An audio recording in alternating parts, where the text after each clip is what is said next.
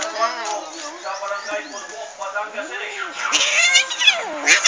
Nakaskuha sa kanyang tabi ang ginamit niyang kalibre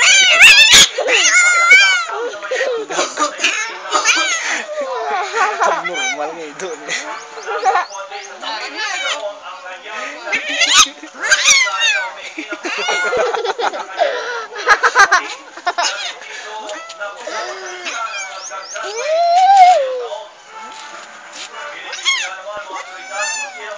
Gampang sa dua.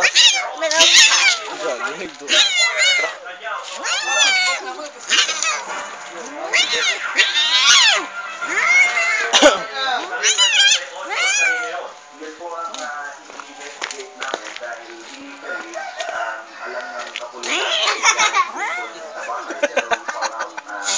Gago-gago.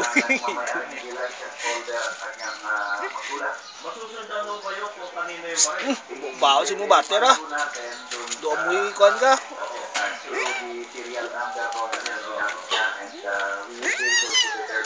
Hindi magpakaw na ng kureng oh.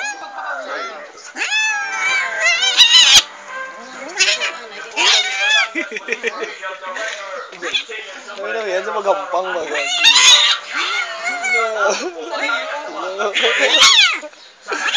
Sakit na likod mo.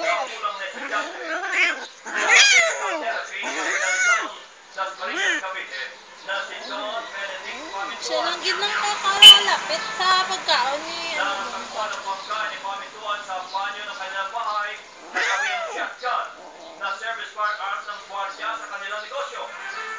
Pinaway mo lagi ng cow butter. Arte mo. Gusto niya corn beef. Kaon ko kung ganun kayo.